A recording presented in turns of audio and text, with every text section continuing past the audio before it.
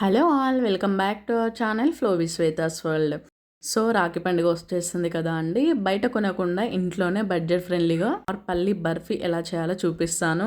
కాకపోతే ఒక 2 ఐటమ్స్లలో ఏదో ఒక ఐటెం లేకున్నా కూడా అస్సలు చేయకండి, పెద్ద తలనొప్పి అవుతుంది. ఎందుకు చెప్తున్నాను అనేది మీకు ముందు వీడియోలో తెలుస్తుంది. సో జాగ్రత్తగా వీడియోని లాస్ట్ వరకు చూసేసేయండి, ఓకేనా. ఫస్ట్ వచ్చేసి ఒక కప్పు పల్లీలు తీసుకున్నానండి. దీని ప్లేస్లో హాఫ్ కప్ పల్లీలు, హాఫ్ కప్ నువ్వులు కూడా తీసుకోవచ్చు. బట్ మనం పల్లీ బర్ఫీ చేస్తున్నాం కాబట్టి 1 కప్ పల్లీలు తీసుకొని లో ఫ్లేమ్ మీద పొట్టంతా ఊడిపోయేదాకా మంచిగా వేయించుకోండి.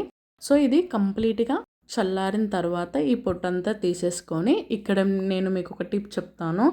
అంత మెస్సిగా ఉండకుండా మనకి ఇట్లా జాలి ఉంటుంది జల్లిగంట, దాంతో ఇలా తీసేస్తే పొట్టు సపరేట్ అయిపోతుంది. ఇంకేమైనా మనం తీయాల్సినవి ఉన్నాయా అనేది ఈజీగా కనపడుతుంది అన్నమాట.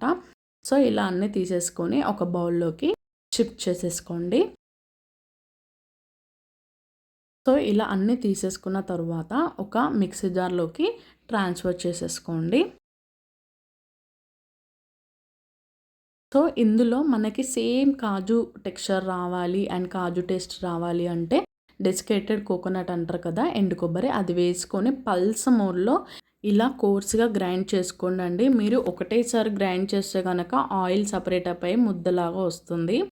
సో ఇప్పుడు ఒక ప్యాన్ తీసుకొని 1 కప్పు పల్లీలకి 3/4 కప్పు షుగర్ తీసేసుకొని హాఫ్ కప్పు వాటర్ తీసుకున్నానండి. కరెక్ట్ సరిపోతుంది ఈ మెజర్మెంట్. సో ఇది లో ఫ్లేమ్ మీద ఒకసారి మంచిగా కలిపేసుకోండి. లో టు మీడియం ఫ్లేమ్ మీద అడ్జస్ట్ చేసుకుంటూ తీగపాకం వచ్చేదాకా పెట్టేసుకోండి. ఇలా తీగపాకం వచ్చిన తర్వాత వెంటనే స్టవ్ ఆఫ్ చేసేసి ఇందాక మనం గ్రైండ్ చేసుకున్నాం కదా పల్లీల పొడి, అది వేసేసేయండి. అండ్ మేక్ షూర్ అండి కంపల్సరీగా స్టవ్ ఆఫ్ చేసి ఇది కంప్లీట్గా ఒకసారి మిక్స్ చేసిన తర్వాత మిల్క్ మేడ్ని 2 స్పూన్స్ వేసేయండి. యాక్చువల్గా మిల్క్ మేడ్ పల్చగా ఉంది ఏంటి అనుకోకండి, మా బాబు వచ్చి వాటర్ పోసాడు అందులో, అందుకే అలా అయింది. తర్వాత 1 స్పూన్ గీ వేసుకోండి అండ్ హాఫ్ లేదా పావు టీ స్పూన్ ఇలాచి పౌడర్ వేసేసుకొని ఇది మొత్తం మిక్స్ అయ్యేలెక్క కలుపుకోండి. సో యాక్చువల్గా నేను ఇలా చేస్తుంటే వెనకకెళ్ళి జస్ట్ వాటర్ డ్రాప్ అలా పడింది, సో అందుకే అలా పల్చగా అయిపోయింది అన్నమాట.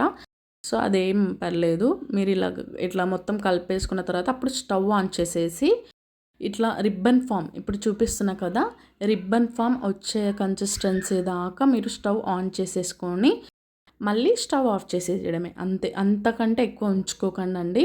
సో ఇలా మిక్స్ అన్నీ వేసిన తర్వాత మిక్స్ చేసేసి మళ్ళీ ఒకసారి స్టవ్ ఆన్ చేసి ఒక 1 మినిట్ అలా ఉంచి మళ్ళీ స్టవ్ ఆఫ్ చేసేసి దగ్గరకు వచ్చేదాకా అలా కలుపుతూనే ఉండండి. బాగా దగ్గరికి వచ్చేస్తుంది. అండ్ ఇక్కడ పెద్ద తలనొప్పి అండి, నాకైతే ఫుల్ టెన్షన్ వచ్చేసింది. వామ్మో రెసిపీ ఏమైనా చెడిపోద్దా అనేసి. ఇక్కడ మీకు అర్థమవుతుంది ఎందుకు రెండిట్లలో ఏదో ఒకటి అని. ఇక్కడ బటర్ పేపర్ అన్నా లేకుంటే నాన్ స్టిక్ ప్యాన్ అన్నా కంపల్సరీగా ఉండాలండి, లేకుంటే గోవిందా రెసిపీ. కానీ చాలామంది అసలు ఈ టిప్ చెప్పారో లేదో నాకు తెలీదు.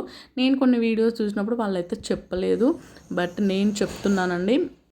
కంపల్సరీ మీ దగ్గర నాన్ స్టిక్ ప్యాన్ కానీ లేకుంటే బటర్ ఉంటేనే ఈ రెసిపీ చేయండి, లేకుంటే పర్లేదు ఇక వదిలిపెట్టేసేయండి. అంతే తప్ప ఏదో ట్రై చేద్దామని చేస్తారంటే పెద్ద తలనొప్పి అవుతుంది. నాకు ఇది అంటే ఇట్లా చేతితోటి పట్టుకుంటే స్టిక్కీగా ఉండొద్దు అన్నమాట, అతుక్కోకూడదు. అలా టెక్స్చర్ వచ్చేదాకా నేను చేస్తూనే ఉన్నాను. నాకు 10 to 15 మినిట్స్ టైం పట్టింది. ఎందుకు పెట్టుకున్నానా అనిపించింది. బడ్జెట్ ఫ్రెండ్లీ కదా, ఈజీగా ఉంటుంది, టేస్ట్ కూడా ఒకసారి ట్రై చేద్దాము అన్నట్టుగా నేను చేశాను. సో టేస్ట్ వైజ్ మాత్రం సూపర్ వచ్చిందండి, చాలా బాగుంది, మైల్డ్గా ఉంది.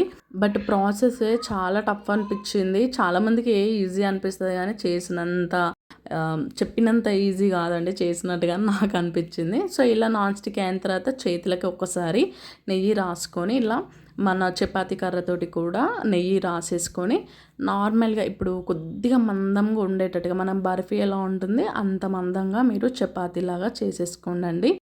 ఇప్పుడు ఈ స్టెప్ మంచిగా అనిపించింది, ఈజీగా అనిపించింది, ఈజీగా వచ్చేసింది. సో చూసారు కదా అంత మందం సరిపోతుంది. సో ఇక్కడ నైఫ్కి కూడా కొద్దిగా నెయ్యి రాసేసుకొని డైమండ్ షేప్లో కట్ చేసేసుకోండి. లేదు అంటే మీరు స్క్వేర్ షేప్లో కూడా కట్ చేయొచ్చు. అండ్ బై ద వే ఇక్కడ షుగర్ ప్లేస్లో బెల్లం కూడా వాడచ్చు, బట్ షుగర్ తోటి అయితే యాజ్ ఇట్ ఈస్ స్వీట్ లాగా అనిపిస్తుందని. సో ఇక్కడ నేను పంప్కిన్ సీడ్స్ గుమ్మడి గింజల్ని వాడాను. అలా డెకరేషన్ కింద. అంతేనండి. చాలా సింపుల్ అని అనిపిస్తుంది. కానీ అస్సలు సింపుల్ కాదు. ఇది మాత్రం నేను చేసిన రెసిపీలలో టఫెస్ట్ రెసిపీ అని నాకు అనిపించింది. సో, ఒక్కసారి మీరు ట్రై చేసి ఎలా వచ్చింది అండ్ మీ ఎక్స్‌పీరియన్స్ ఏంటి అనేది నాకు ఒక్కసారి కామెంట్ సెక్షన్‌లో చెప్పండి. అండ్ టేస్ట్ వైజ్ గానీ, టెక్స్చర్ వైజ్ గానీ చాలా బావుంది. ఇలాంటి మరిన్ని రెసిపీస్ కోసము అండ్ మంచి మంచి ఎక్స్‌పీరియన్స్ కోసము మన ఛానల్‌ని ఫాలో అవ్వండి.